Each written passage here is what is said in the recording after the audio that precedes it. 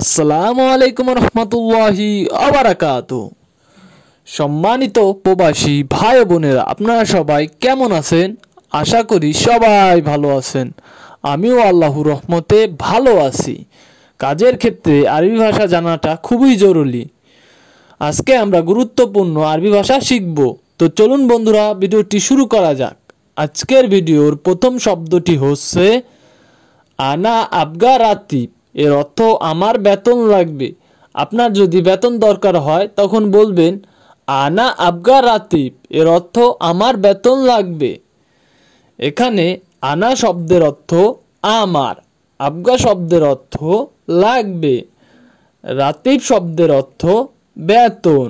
সব মিলিয়ে হচ্ছে বন্ধুরা আনা আবগা রাতিব। এর অর্থ আমার বেতন লাগবে।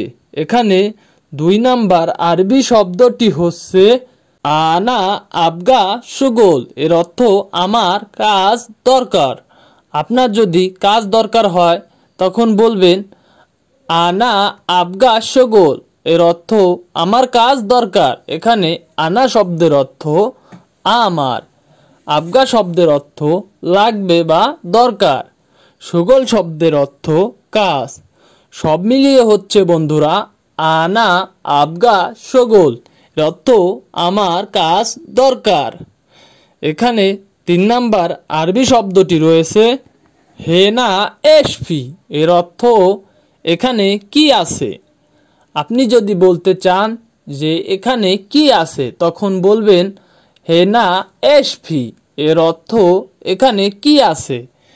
এখানে হেনা শব্দের অর্থ এখানে, এস শব্দের অর্থ কি, ফি শব্দের অর্থ আছে।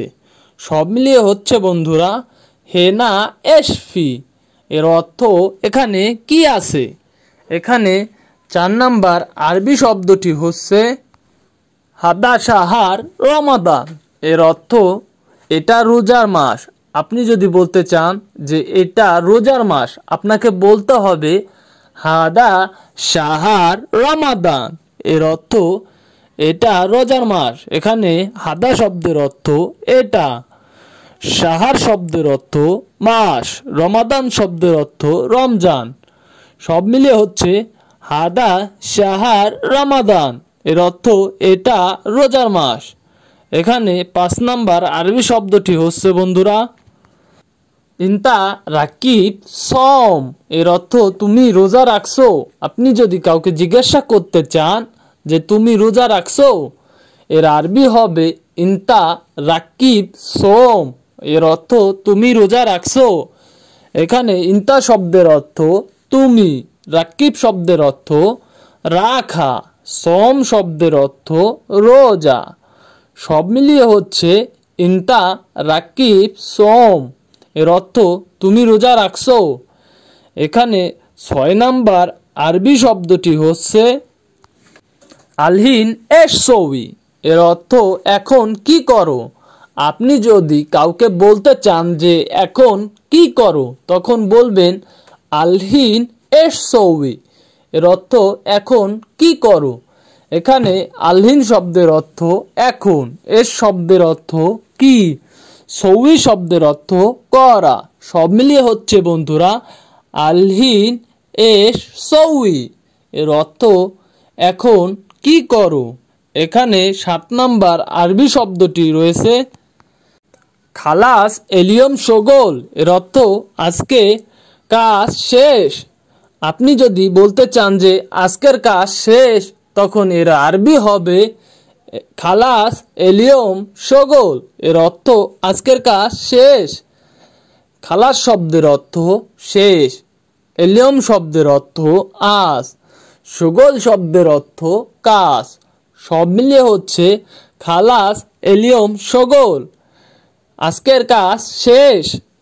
এখানে 8 নাম্বার আরবি শব্দটি রয়েছে আলহিন কাম ওয়াক্ত। এর অর্থ এখন কত সময়। আপনি যদি কাউকে বলতে চান যে এখন কত সময় বলবেন আলহিন কাম ওয়াক্ত।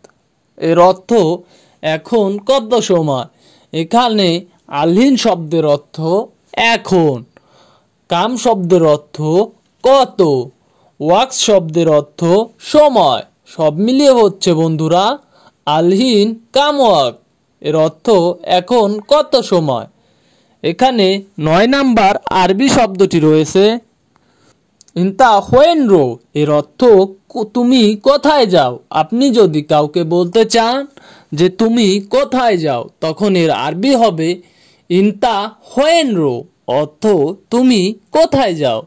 এখানে ইনতা শব্দের অর্থ তুমি বা আপনি, হোয়েন শব্দের অর্থ কোথায়, রো শব্দের অর্থ যাওয়া, সব মিলিয়ে হচ্ছে ইনতা হোয়েন রো, এর অর্থ তুমি কোথায় যাও।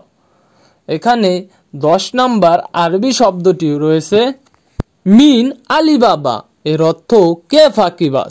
আপনি যদি কাউকে জিজ্ঞাসা করতে চান যে কে ফাঁকিবাজ, তখন বলবেন মিন আলিবাবা, এর অর্থ কে ফাঁকিবাজ। এখানে মিন শব্দের অর্থ কে, আলিবাবা শব্দের অর্থ ফাঁকিবাজ, সব মিলিয়ে হচ্ছে বন্ধুরা মিন আলিবাবা, এর অর্থ কে ফাঁকিবাজ।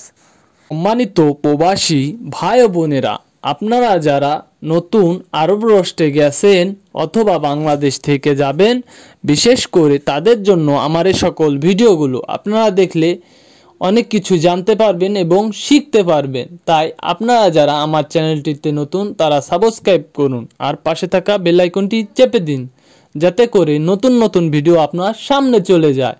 আর যারা অলরেডি সাবস্ক্রাইব করেছেন তাদেরকে জানাই অসংখ্য ধন্যবাদ।